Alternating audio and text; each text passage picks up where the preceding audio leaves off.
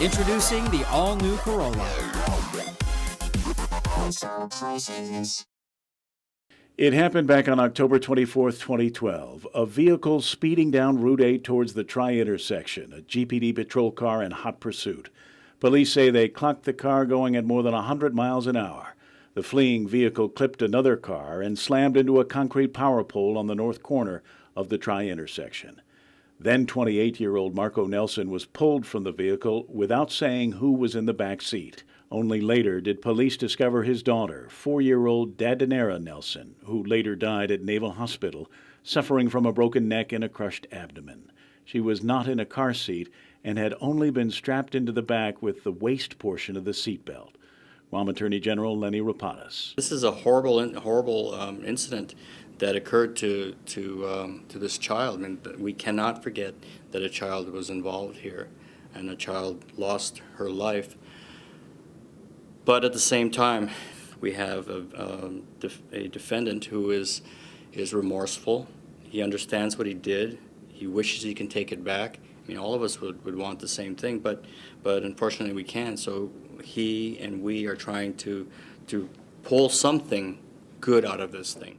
In February of this year, the now 30-year-old Nelson entered into a unique plea agreement offered by the Guam Attorney General in exchange for a lesser plea of guilty to vehicle homicide while intoxicated.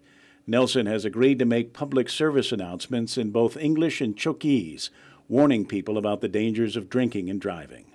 So there could have been a life sentence with the possibility of parole after a certain number of years. Now he faces only 5 to 15. 5 to 15. Mandatory minimum of 5, up to 15 years. Rapadas says that the public service announcements featuring Nelson have already been shot and are in the process of being reviewed and edited. Well, he happens to be Chukese, and he speaks Chukese language, obviously, but he's also very articulate, and he speaks English very well also. The message is, please do not drink and drive. And it's also make sure your child is buckled up in their seatbelt. Make sure they're restrained and no speeding. And he says the Guam Police Department, the Department of Behavioral Health, DPW's Highway Division, as well as the Attorney General, have all expressed support for the plea agreement. This individual, Mr. Nelson, is an individual who's been there, and this is something he's going to have to live with for the rest of his life. He's been there, and he's going to take this message to his community. I think this is something that obviously he wishes he could take back, but this is something that I believe that he wants to do, and he needs to do for himself as a father to give back, because something was taken away from him. He was the one who caused it, but he wants to be able to give back and to the community. Hope the result will be what?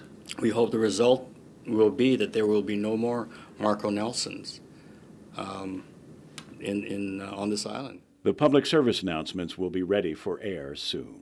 Kevin Kerrigan, PNC News.